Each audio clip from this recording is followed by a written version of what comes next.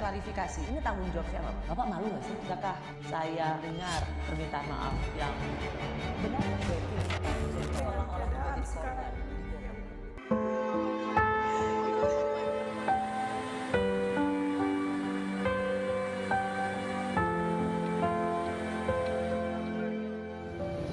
Pusat tidak ada perhatian,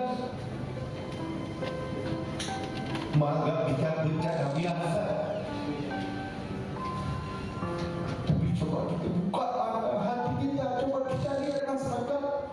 Saya turun ke air, suruh pakai payung, datang ke dalam air, supaya masyarakat mencaci saya. Kenapa mencaci? Supaya pusat tahu bahwa di Aceh Utara ini ada banjir. Sayang masyarakat kita, anak-anak kita kelaparan. Tapi apa yang boleh buat kita? Kekuatan kita tidak ada.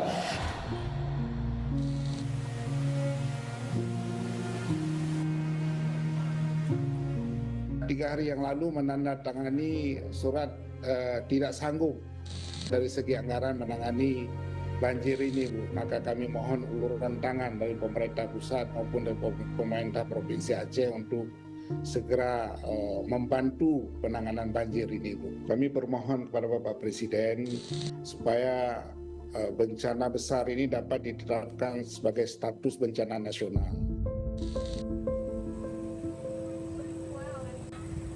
Karena dengan efisiensi tentu ini akan ada hambatan-hambatan tentunya. Maka itu makanya sekarang ini terperbincangan juga di kalangan banyak pihak dan terutama sekali DPD RI, yaitu bagaimana mendorong bencana ini bencana nasional.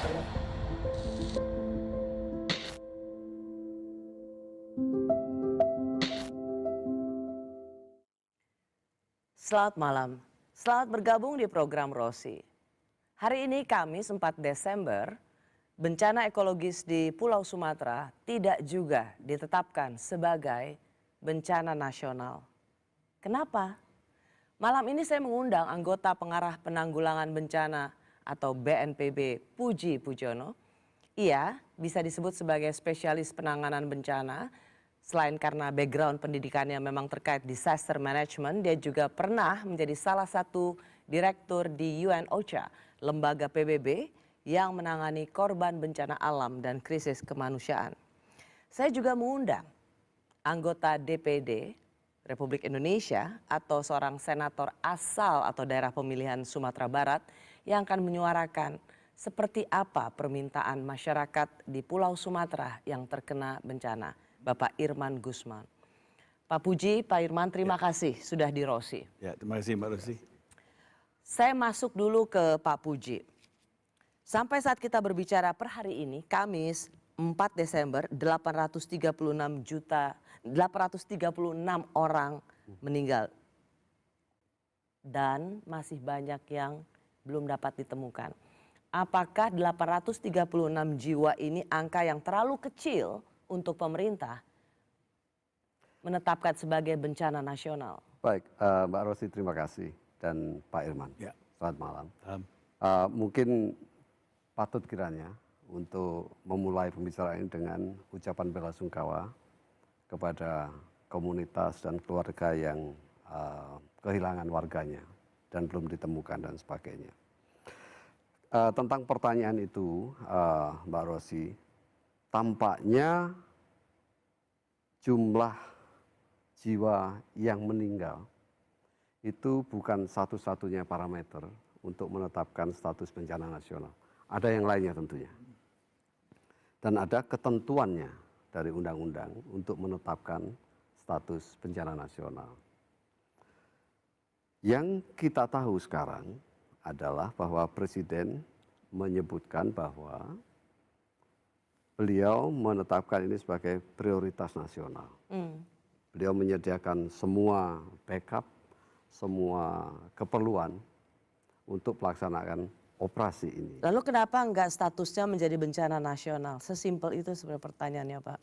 Ada tiga hal. Yang pertama tadi sudah saya katakan bahwa Presiden mempunyai kewenangan, authority untuk menentukan ini bencana nasional atau tidak. Yang kedua berkaitan dengan pembagian kewenangan di dalam pemerintahan. Salah satu yang menjadi batasan adalah ketika pemerintah daerah, seperti dalam kasus tsunami, 70% dari anggota pemerintah daerah dan pimpinannya itu tidak Lumpuh. di tempat. Bukan hanya lumpuh, termasuk korban. Jadi kelumpuhan pemerintahan daerah itu sangat penting, faktor yang sangat penting. Dan yang ketiga, Oke, sebentar, Ya. supaya ini gampang dipahami. Jadi kalau kita membandingkan dua yang paling primer Ya. di era reformasi itu ada dua, yaitu tsunami Aceh dan COVID. betul, Dan waktu di Aceh karena bahkan 70% dari pelayanan publik tidak ada. betul. Jadi boleh dong Pemerintah daerahnya pemerintah tidak- daerah ya. tidak ada, kita bisa bilang lumpuh. Apakah kemudian memang tercerai-berai ataukah menjadi korban jiwa tidak ada, maka itu ditetapkan sebagai bencana nasional. Betul. Sekarang tidak ada kelumpuhan di pemerintahan daerah sehingga pemerintah pusat merasa tidak perlu menjadikan ini sebagai bencana nasional. Saya tidak bisa mengatakan begitu karena sekali lagi presiden yang Tapi harus tidakkah menentukan. BNPB memiliki otoritas untuk mengusulkan? Apakah ya. BNPB tidak Gini. memberikan usulan Bukan usulan, begini. atau pertimbangan? Ya. Kalau gitu saya ganti pertanyaannya Pak Puji. Apakah BNPB Ya. memberikan ruang kepada presiden bahwa ini penting untuk ditetapkan sebagai bencana nasional? Right. Yang pertama, presiden melakukan kepemimpinan langsung, baik di tingkat pusat maupun sampai instruksi ke daerah. Nah, dalam konteks itu BNPB memberikan semua parameter, semua informasi at the disposal di tangan beliau. Nah, sekali lagi keputusannya di presiden. Jadi kami menyediakan status pemerintahan, kemudian status akses ke daerah, kemudian situasi pemenuhan, penyelamatan, semua kita sediakan, gitu kan? Nah, dalam aturan pemerintahan tentunya apa yang dipandang oleh satu unit pemerintahan itu akan, bayangan saya, akan diletakkan bersama dengan pertimbangan yang lainnya, misalnya di dalam rapat kabinet dan sebagainya kan. Nah, satu perspektif dari operasi itu akan digabung dengan yang lainnya. Saya pikir itu yang membentuk keputusan. Oke, saya ke Pak Irman dulu. Pak Irman termasuk Anda senator daerah pemilihan Sumatera Barat, meskipun ini adalah bagian dari kesemuanya, tidak melulu tentang Sumatera Barat, tapi saya rasa Anda adalah representasi dari daerah yang terdampak luar biasa dari bencana di Sumatera. Anda sempat mengatakan ini harus menjadi bencana nasional. Apakah Anda tetap pada pendirian itu? Ya begini, sebagai mewakili rakyat yang korban bencana, terutama daerah pemilihan saya Sumatera Barat, tentu kita punya jaringan juga sampai ke bawah Mbak Rosi, ya. Pas apa yang kita rasakan, kita alami bersama juga di daerah provinsi lain itu, ini luar biasa apa kejadian ini. Seperti apa yang disampaikan oleh Mualim Gubernur Aceh katakan, sampai dia menangis mengatakan, ini sudah seperti tsunami Kedua. Nah, itu saja skopnya kalau hanya provinsi dalam konteks wilayah. Ini 3 provinsi. Jadi kalau biasanya lintas kabupaten itu tanggung jawabnya ada di gubernur. Tapi ini kalau udah lintas provinsi tentu harus dibawa ke... Kalau saya meminjam istilah dari Pak Puji, tapi kan pelayanan pemerintahan daerah nggak lumpuh. Tuh, lumpuh itu kan tidak bisa dilihat secara fisik. Tapi lumpuh dalam arti total memang seperti yang kita lihat tadi ya, hampir semua kepala daerah baik kabupaten, kota, bahkan gubernur pun udah menyatakan mereka nggak sanggup lagi. Nggak bisa kita serta-merta membandingkan soal status bencana itu antara tsunami, COVID, ini kan berbeda-beda. Ya. Ini kondisi daerah sekarang berbeda dengan dulu. Ini daerah sekarang, katakan dalam soal anggaran, itu sangat terbatas. Baru dipotong anggarannya. Bahkan Sumatera Barat saja untuk bayar gaji pegawai aja nggak ada. Udahlah kata Gubernur Mayadi, Pak Purbaya tolong bayar. Ya. Nah, apalagi dalam keadaan besar begini. Kas daerah untuk di Sumbar contoh, saya tanya sama Pak Sekdanya 2 hari yang lalu, berapa tinggal lagi? Hanya 5 miliar. Ya, Mereka bisa bikin apa gitu? Iya, nggak bisa bikin apa-apa. Kalaupun juga bisa, coba lihat jalan yang sangat strategis dari Padang ke Bukit Tinggi Lembah Anai. Dulu 2024 kan kena longsor juga. Nah sekarang longsor lagi, karena penyelesaian kita itu kan ad hoc saja, tidak komprehensif.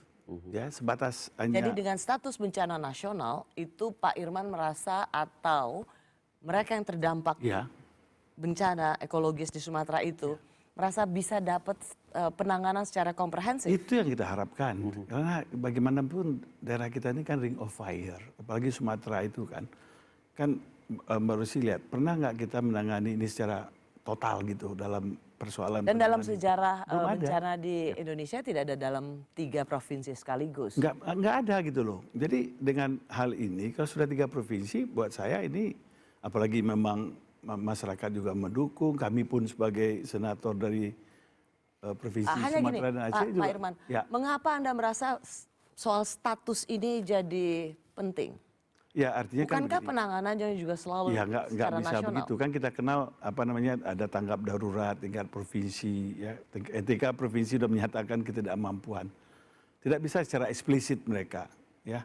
Saya mewakili rakyat langsung ya kan, tanpa ada birokrasi dengan presiden ya, kami 12 senator bahkan ketua DPD pun telah menyatakan ya, menetapkan ini bencana nasional.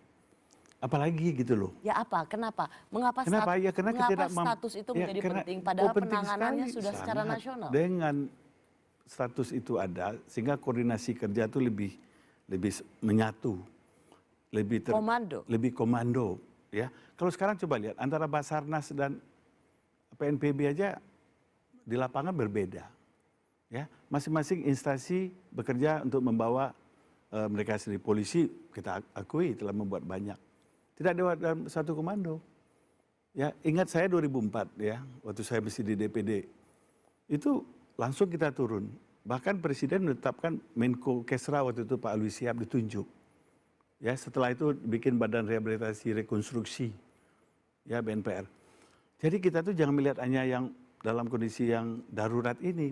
Ya, nanti rehabilitasinya bagaimana? Rekonstruksi bagaimana? Ini harus panjang melihatnya, Mbak. Mungkin bisa Jadi kita nggak bisa hanya sekedar apa namanya, bukan satu ini sangat penting. Ya kalau kita masih menganggap kita NKRI. Kalau nggak, kami di Sumatera ini merasa ketika sumber daya alam kami milik nasional, ketika bencana daerah, ini kuat sekali. Ketika izin usaha, Pusat. Ya lihat apa yang terjadi tadi pagi kan. Ya, betul, Wakil Rakyat Bu Titi dengan Menteri Kehutanan. Ya, karena merasa otoritasnya kehutanan, ada aja lu lalang itu orang jual kayu dan sebagainya. Nggak bisa apa-apa juga daerah. Jadi jangan dikatakan rezim otonomi itu nggak ada lagi sekarang. Itu hanya quote and quote merek, udah resentralisasi, omnibus law, udah semuanya ke pusat. Pak Puji, saya rasa ini adalah poin yang sangat menarik. Ketika izin ditarik semua ke pusat, tapi ketika bencana silakan kepala daerah urus kemalangannya masing-masing. Gini, 3 hal. Yang pertama tentang komando.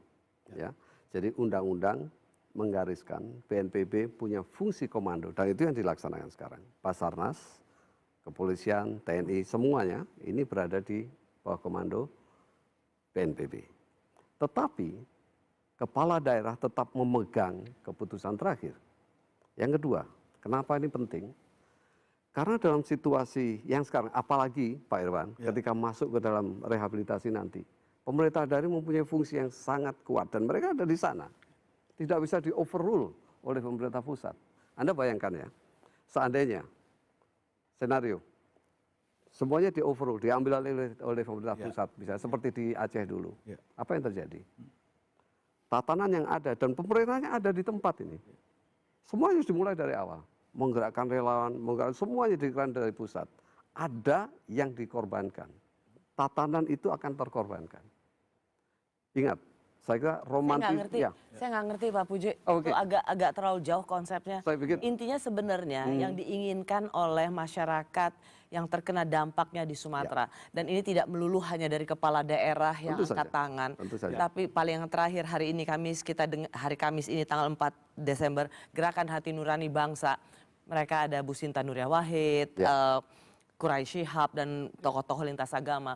Bahkan Mereka bisa bahkan MUI pun gabungan dari umat Islam sudah menyatakan mereka yang minta bisa dibilang presiden, tidak terkena dampaknya, Iya. tetapi ini tentang kemanusiaan, Ini kemanusiaan. bahwa angka itu jangan hanya sekedar angka, Begini, tapi Mbak. soal kemanusiaan. Kita paham, Intinya adalah soal penanganan yang Tentu saja. tepat. Tentu saja. Kenapa tadi dibilang soal darurat Ya. bencana nasional itu dianggap penting, soal cuman status, Ya. tapi soal koordinasi dan penanganan yang cepat. Ya. Nah sekarang kalau itu memang tidak dianggap belum perlu, di mana cepatnya Pak? Itu aja sih sebenarnya. Ya, sekarang kalau kita lihat kecepatannya ya, misalnya sekarang ini 20 heli sudah dideploy, ya, kemudian pesawat terbang. Pemerintah pusat mengatakan tidak ada batasnya. Apa yang Anda minta? Begini, dalam penetapan keadaan bencana itu ada yang disebut kemudahan akses. Pemerintah daerah yang terkena bencana itu mempunyai kemudahan untuk meminta akses, aset, proses dan sebagainya. Ini diberikan, disediakan tentang pendanaan. Ya. Menteri Keuangan, Presiden menyatakan dana nggak masalah, Anda yang dibutuhkan sudah disediakan. Semua kementerian Ini sebenarnya yang dibilang tidak perlu tanpa status, tapi secara penanganan ada nasional. secara pragmatik. Ya menurut saya nggak ya. semudah itu juga Pak ya. Sebab yang namanya birokrasi itu kan tidak mudah. Ya, kalau ini sudah ditangani secara nasional, tentu ada rekening khusus lah katakan, yang bisa di-deploy untuk Ya, ini namanya menangani. DSP ya, Ya. dana siap Ya. pakai itu, dan Presiden menekankan kemarin, Ya. pangkas semua prosedur. Pertanyaan saya, Ya. oke, kalau memang hampir sama dan tak serupa, udahlah, tetapkan saja bencana nasional. Itu aspirasi masyarakat. Ya. Saya memahami. Itu aja. Saya memahami. Ya kan? Artinya, apa sih susahnya gitu Ya. loh? Atau barangkali Ya. kita ini karena di Sumatera kita nggak didukung. Ini kan nggak. saya kira pernyataan ini menjadi Nah, agak saya sulit, menyatakan Pak. ini karena Tentu itu saja. yang aspirasi yang ada. Semua Tentu saja. ya. Tentu saja. Ini kita keadaan bukan baik-baik saja, Pak. Tentu saja. Ya, saya mohon Pak Presiden Prabowo dengar ini. Ya, Saya kami yakin. hanya meminta supaya ini status nasional. Ya. Kalau kami di DPD dipilih langsung rakyat nggak dipercaya, ormas-ormas yang sudah ini, apalagi? Saya kira Dengan kita adanya kembali. status nasional ini, itu koordinasi mudah, dukungan dari berbagai tempat ada. Sekarang yang terjadi di lapangan nggak begitu, Pak. Contoh di kampung saya di Agam, Ya. ya di Pelambayan itu nggak bisa sampai hari ini sebelum kita turun ini. Ya, kalau PNPB saja, saya yakin anggaran Anda aja cuma 2,5 triliun. What can you do untuk 3 ini? Ya. Ya, Ya. ini bukan soal hanya anggaran, tapi koordinasi, manajemen. Ya, jadi kalau ini nggak dilakukan segera, Pak, Ya. ya. Apakah menurut Pak Irman soal status, Ya. meskipun pemerintah sudah konferensi pers mengatakan ini bukan tentang status, yang penting prioritas penanganan secara nasional, apakah hanya karena status itu Ya, akan pertanyaan membalikkan? saya kenapa soal bencana nasional nggak mau kalau cuma itu saja? Kenapa kok harus apa?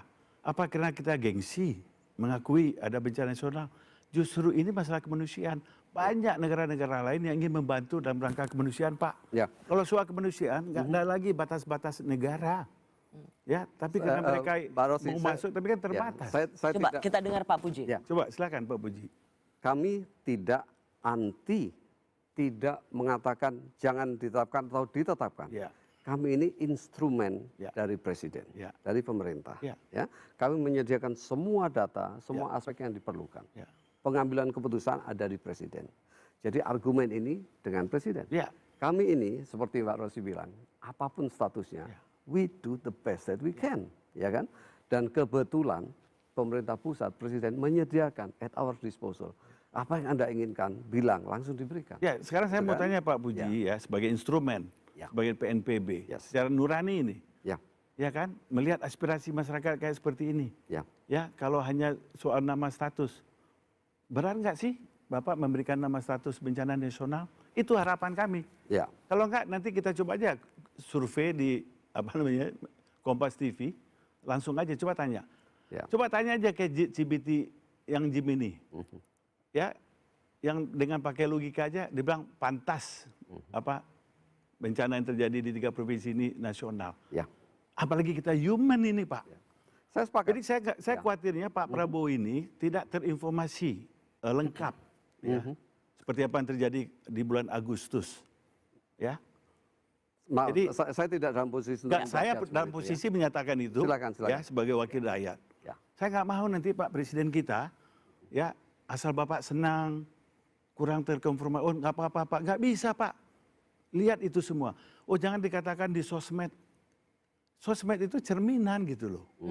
Ya, Ya, cerminan suara. memang, Ya. memang Saya khawatirnya Pak Prabowo ini ya tertutup informasinya. Ya nggak ada yang berani menyampaikan. Saya yang menyampaikan langsung.